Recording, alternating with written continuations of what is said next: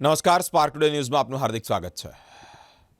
મિત્રો, ગૃહ વિભાગના કર્મચારીઓ એટલે કે પોલીસ, આજે તમે ડ્રેસ જોઈ રહ્યા છો ને, એ ડ્રેસમાં પોલીસ હોય અને આ પોલીસ એટલે કે આ પોલીસ જેવા કપડાં પહેરી અને તમારી સાથે કોઈ વાતચીત કરી રહ્યું છે, તમારી સાથે કોઈ વિડીયો કોલ કરી રહ્યું છે, તમને કોઈ ફસાઈ રહ્યું છે, તમને કોઈ ફોસલાઈ રહ્યું છે કે તમને કોઈ લાલચ આપી રહ્યું છે, સતર્ક થઈ જજો.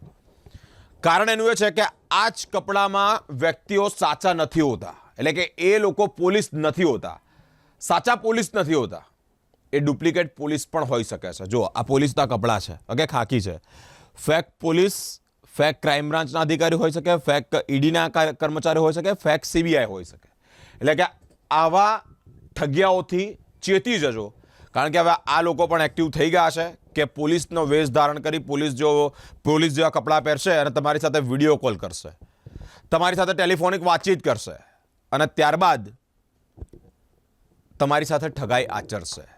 સાયબર ફ્રોડ રિલેટેડ અમે ઘણી બધી વાતો કરી, ઘણા બધા મુદ્દાઓ ચર્ચા કરી. એ મુદ્દા પર મયુર સર દર વખતે આપને સમજાવતા હોય છે, દર વખતે આપને કંઈક ને કંઈક કહેતા હોય છે કે આ બાબતે આ લોકો આવી રીતે અવેર થઈ રહ્યા છે, આ લોકો એલર્ટ થઈ રહ્યા છે. પરંતુ એક મોનસ ઓપરન્ડી આ લોકો અપનાવી રહ્યા છે, નવી. કેવી? કે આવા કપડાં પહેરી એટલે કે નકલી પોલીસ બની અને કરોડો રૂપિયા પડાઈ રહ્યા છે, એટલે કે ઠગાઈ આચરી રહ્યા છે. ગતરોજ એક વૃદ્ધા સાથે છેતરપિંડી કરવામાં આવી, વિડીયો કોલ કરવામાં આવ્યો, હાઉસ એરેસ્ટ કરી. છેલ્લા ઘણા મહિનાઓથી આ વાતચીત ચાલતી હતી, વિડીયો કોલ ચાલતો હતો અને જેમાં કરોડો રૂપિયા પડાવી લીધા. આ મોનસ ઓપરન્ડી નવી છે અને નવી રીતે ઠગાઈ આચરવામાં આવી છે. વિશેષ વાતચીત કરવા માટે અમારી સાથે મયુર ભૂસાવરકર સર ઉપસ્થિત છે, જેઓ સાયબર એક્સપર્ટ છે, ઘણા બધા કિસ્સાઓમાં ખૂબ ઊંડાણપૂર્વક તપાસ કરે છે અને આપને સમજાવે છે, આપને ચેતવે છે અને આપને બતાવે છે કે તમારે આ પ્રમાણે સતત સજાગ રહેવું જોઈએ, નકર આપ પણ કરોડો ગુમાવશો. જી સર, શું કહેવા માંગો છો? ગતરોજ એક વૃદ્ધા સાથે હાઉસ એરેસ્ટનો જે કિસ્સો ઘટ્યો, જેની અંદર નકલી પોલીસ બની વિડીયો કોલ છેલ્લા 6-7 મહિનાથી આ સમયથી ચાલતું હતું અને કરોડો રૂપિયા પડાવ્યા છે. કયા પ્રકારની મોનસ ઓપરન્ડી આ નકલી પોલીસે યુઝ કરી છે? સૌથી પહેલાં તો તમામ દર્શક મિત્રોને મારા સાદર પ્રણામ. બેન, હાઉસ અરેસ્ટ બોલ કે ડિજિટલ અરેસ્ટ બોલ, આ બંને એક જ શબ્દો છે. સૌથી પહેલાં હું સ્પાર્ક ટુડે ન્યૂઝના માધ્યમથી તમામ દર્શક મિત્રોને અને ઇન્ટરનેટ યુઝર્સને જણાવવા માગું છું કે હાઉસ અરેસ્ટ કે ડિજિટલ અરેસ્ટ નામનો એ કોઈ શબ્દ આપણા ઇન્ડિયન કાનૂનની પરિભાષામાં છે જ નહીં. મુદ્દો એ છે કે જ્યારે પણ કોઈ વ્યક્તિ, પોલીસ અધિકારી તમારા ઘરે પહોંચે છે કે તો તમે જ્યાં છો ત્યાં આવીને તમને પકડે છે, ફિઝિકલી તમને પકડે છે અને ત્યારબાદ તમને કયા ગુનામાં પકડવામાં આવ્યા છે તેની જાણકારી તમને આપવામાં આવે છે, વત્તા તમારા ફેમિલી મેમ્બરને જણાવવામાં આવે છે, કાં તો કોઈક પણ કન્સર્ન વ્યક્તિને કે જેને તમે નામ આપ્યું તે વ્યક્તિને જણાવવામાં આવે છે તમારી ગિરફ્તારી બદલ, આને એરેસ્ટ કહેવામાં આવે છે.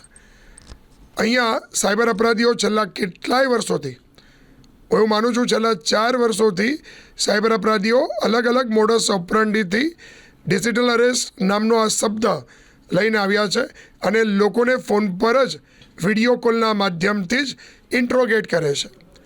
હવે આમાં બિરેન મોડસ ઓપરન્ડી જે બદલાઈ છે તેમાં મુખ્ય મુદ્દો એ છે કે અત્યાર સુધી આ લોકો યુવાનો, વર્કિંગ પ્રોફેશનલ્સ, મહિલાઓને આ લોકો શિકાર બનાવતા હતા.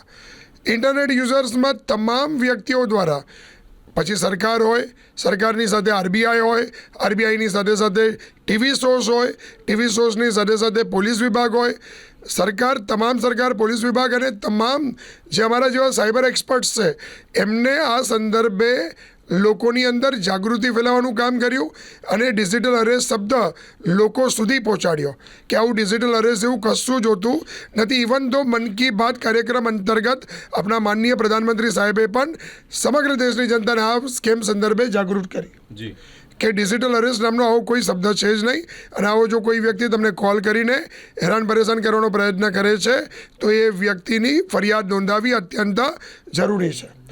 પરંતુ હજુ પણ જો આવા કિસ્સા સામે આવી રહ્યા છે અને એમાં જો મોડસ ઓપરન્ડી અલગ અલગ બદલાઈ રહી છે તો એક સીધો મુદ્દો છે કે લોકોએ હવે જાગૃત થવાની જરૂર છે. અને હજુ જે લોકો સુધી આ મેસેજ નથી પહોંચ્યો કે ડિજિટલ અરેસ્ટ એવું કશું જ નથી હોતું, તે લોકો સુધી આ મેસેજ પહોંચાડવો એ અત્યંત અનિવાર્ય પૂર્ણ હોઈ જાય છે, બની જાય છે. સૌથી પહેલાં આ લોકો ડિજિટલ અરેસ્ટ સંદર્ભે તમને એવું કહેવામાં આવતું હતું કે તમારા પાર્સલની અંદર ડ્રગ્સ પકડાયું છે, નંબર 1. નંબર 2, બીજો મુદ્દો આવ્યો કે તમારા નામથી ફેક સિમ કાર્ડ નીકળ્યું છે. નંબર 3 કે તમે કોઈક મોટા સ્કેમ માં ફસાયેલા છો. નંબર 4, પહેલગાંવ આતંકવાદી હુમલો થયો તેની અંદર તમારા તાતના એટલે કે તમારા તાર જોડાયેલા છો. એના પછી 5મો મુદ્દો આવ્યો કે જે કોઈક મોટી રેડ પડી છે જે બેટિંગ એપ્સ પર, એમાં પણ તમારા ડોક્યુમેન્ટ્સનો ઉપયોગ થયો છે, તમારા પેન કાર્ડ્સનો ઉપયોગ થયો છે, તમારા આધાર કાર્ડનો ઉપયોગ થયો છે.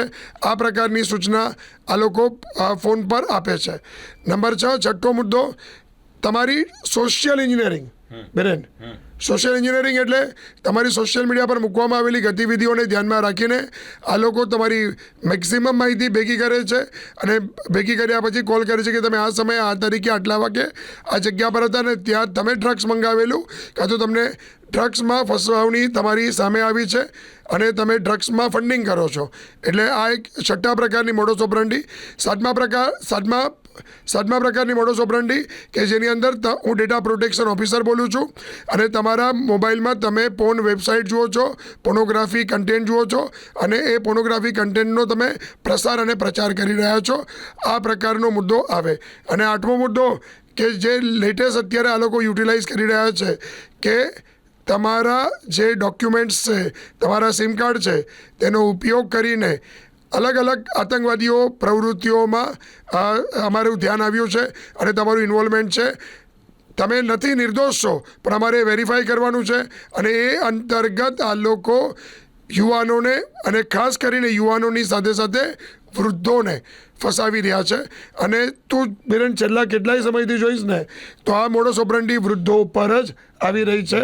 કેમ કે વૃદ્ધો કંઈક અંશે હું એવું માનું છું કે અવેર નથી હોતા અને ખાસ કરીને એ લોકોને ટેકનિકલ એટલા આસ્પેક્ટ પણ ક્લિયર નથી હોતા અને એને કારણે એ લોકો આવા પ્રકારની ઠગાઈનો ભોગ બને છે.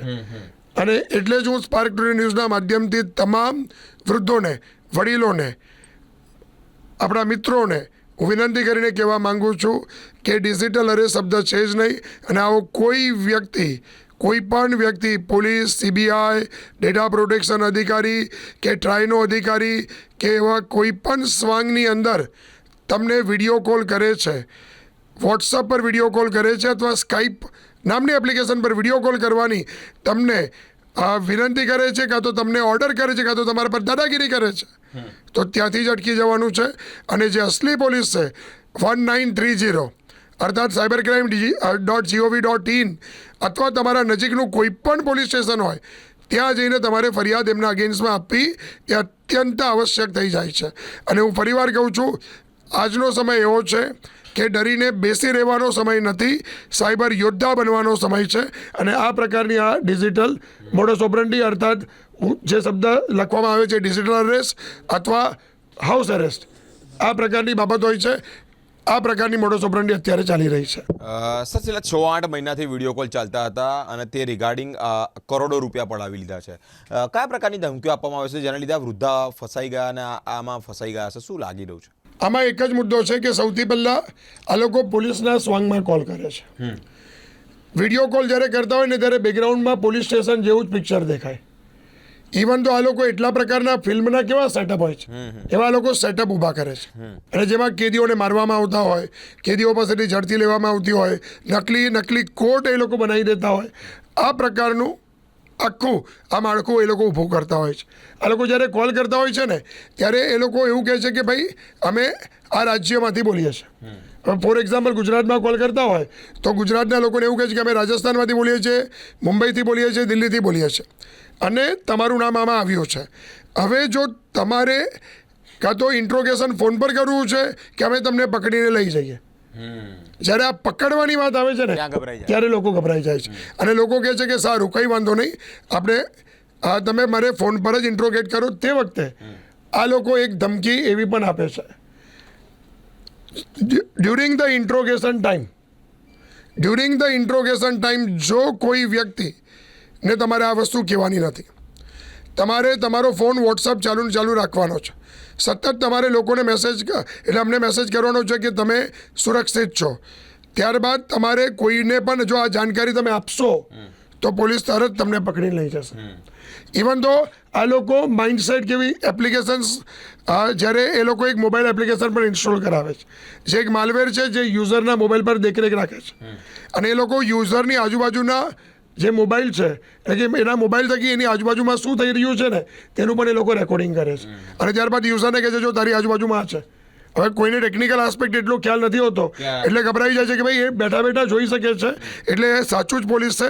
પણ સાથે એ પણ જણાવે છે કે અમને પણ ખબર છે તમે નિર્દોષ છો, બરાબર. એકવાર પહેલાં ધમકાવાનું, પછી કહે છે કે અમને પણ ખબર છે તમે નિર્દોષ છો, પરંતુ અમારે તમારા મની ટ્રેલને ચેક કરવું પડશે.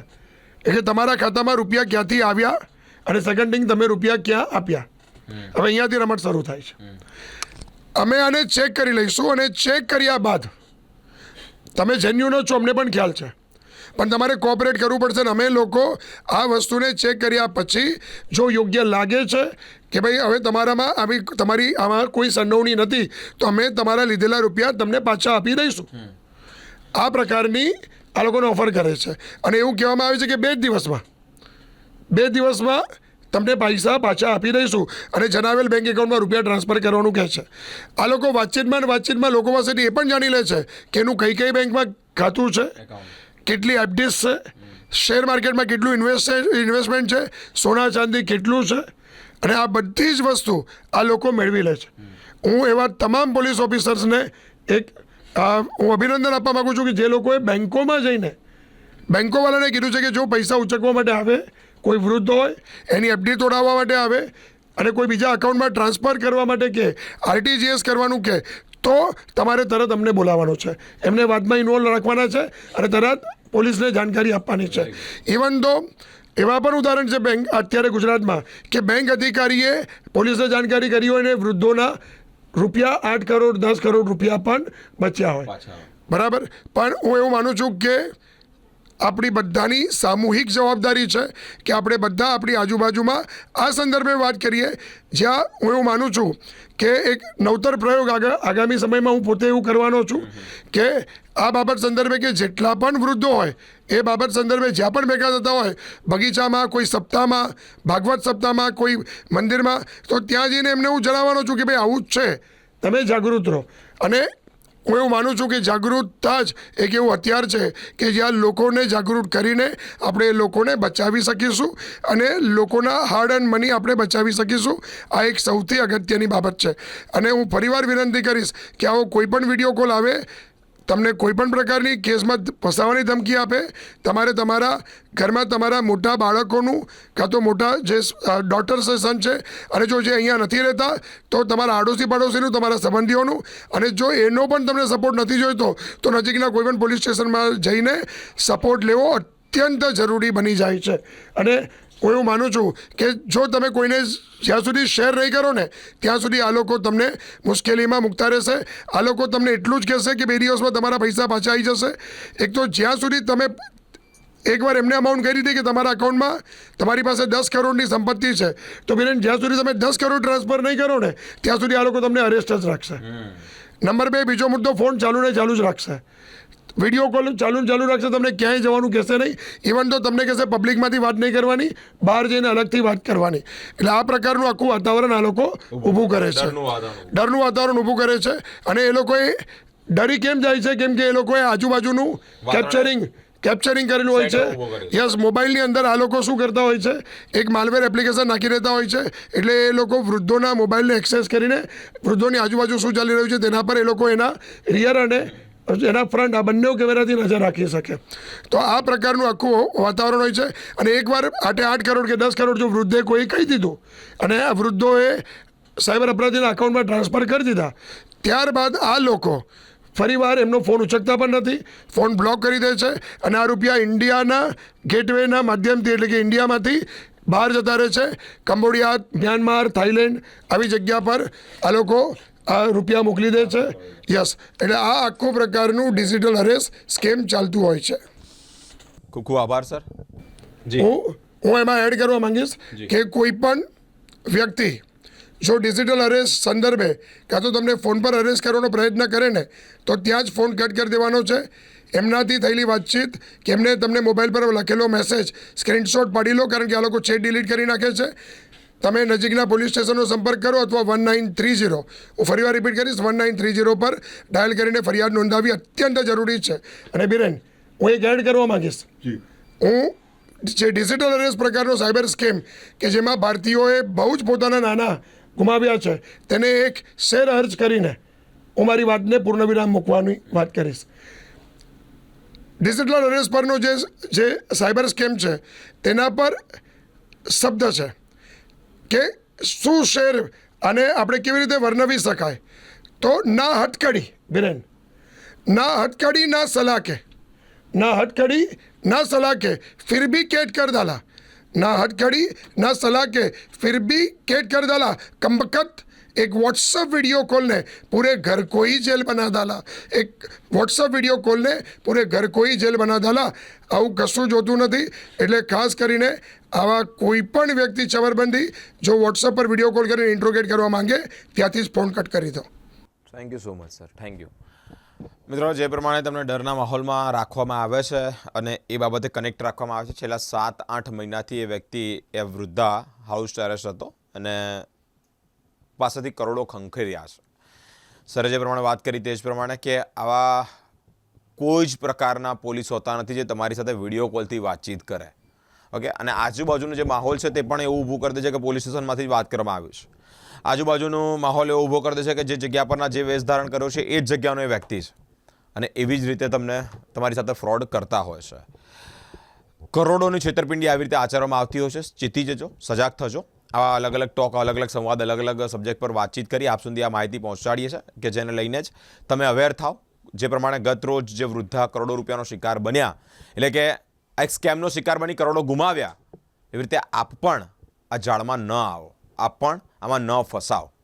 સાયબર અવેરનેસ રિલેટેડ અમે અઠવાડિયાના અંતે આવી ચર્ચાઓ કરતા રહીએ છીએ. અલગ અલગ ટોપિક પર અલગ અલગ રીતે આપને ઉજાગર કરવાના પ્રયત્નો કરતા રહીએ છીએ. જે પ્રમાણે વાત કરી તે જ પ્રમાણે કે આવી રીતે ડુપ્લિકેટ પોલીસ એ ગણવેશ, એ પહેરવેશથી આપને વિડીયો કોલ કરે અને જો તમને આ પ્રમાણે કોઈ સ્કેમમાં ફસાયા છો, આ જગ્યાએ તમારું આટલું ડ્રગ્સ છે, આ જગ્યા પર આવી સંડોવણી છે, આ જગ્યા પર આવા આક્ષેપ છે, ડરવાની ગભરાવાની જરૂર નથી. ગઈકાલે જે કિસ્સો બન્યો છે એક વૃદ્ધા સાથે કે જેને હાઉસ અરેસ્ટ કરી અને કરોડો ખંખેરવામાં આવ્યા છે.